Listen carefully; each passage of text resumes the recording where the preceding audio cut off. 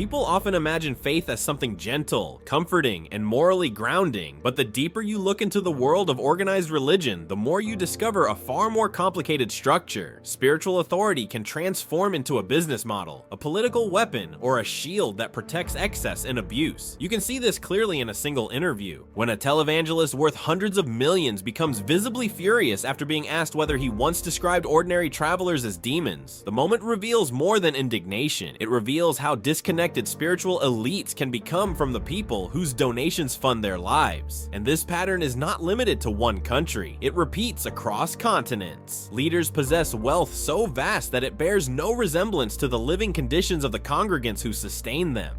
Global data paints the same picture. Wealthier societies tend to become less religious, while poorer nations remain deeply devoted. When these maps are placed side by side, they form nearly perfect inverses. The pattern is too sharp to ignore. Why does this happen? Why do faith institutions tighten their grip where hardship grows most severe? To answer that question, researchers, scholars, and former believers repeatedly point to the same core relationship between money, authority, and belief.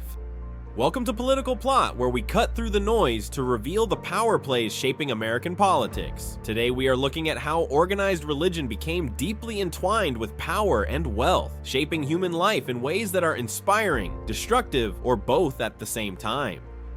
For generations, preachers around the world have promoted the belief that prosperity is a sign of divine reward and that poverty is a sign of spiritual failure. In countries where poverty is widespread, many congregants cling to messages promising that God rejects poverty and wants his followers to rise above it. Yet the contradiction becomes difficult to ignore when some of the wealthiest pastors in the poorest regions own mansions, fleets of cars, multiple residences, and private jets. The prosperity gospel teaches that riches are proof of righteousness, and that giving money to the church will unlock divine blessings. This message did not originate in ancient scripture. It emerged from a century-long evolution of religious marketing. It began with charismatic speakers who blended business principles with spiritual language. In the mid-20th century, television allowed televangelists to globalize the formula. Sermons became entertainment, faith became a brand, preaching became a highly profitable industry built on a simple promise. If you donate faithfully, God will repay you many times over. The cycle produced enormous revenue, scandals,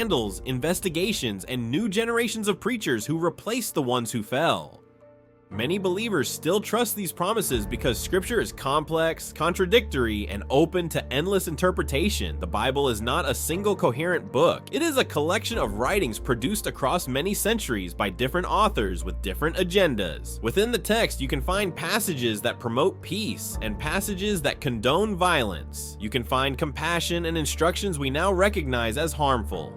This flexibility allows modern preachers to select whichever verses support their message. They can justify wealth, condemn sexuality, promote political ideology, or claim divine authority. Scholars note that most believers say scripture shapes their worldview, but in practice, personal beliefs often come first, and scripture is used afterward to validate them. With so many interpretations available, religion becomes a tool capable of supporting almost any narrative.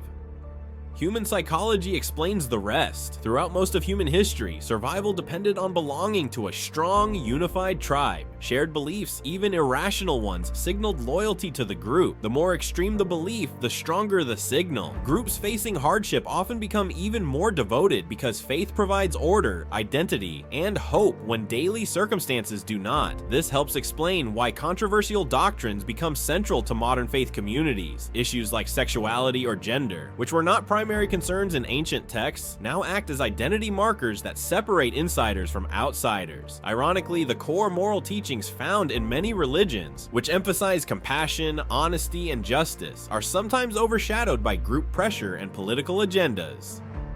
History shows how dangerous this combination of faith and power can become. Christianity began as a humble movement centered on generosity, forgiveness, and simplicity. Early followers shared resources and cared for strangers. But once Christianity became the official religion of Rome, everything shifted. The persecuted became the persecutors. Pagan religions were suppressed. Dissenters were punished. Over the next centuries, the church participated in witch hunts, inquisitions, colonial conquests, and missionary campaigns that justify domination in the name of salvation.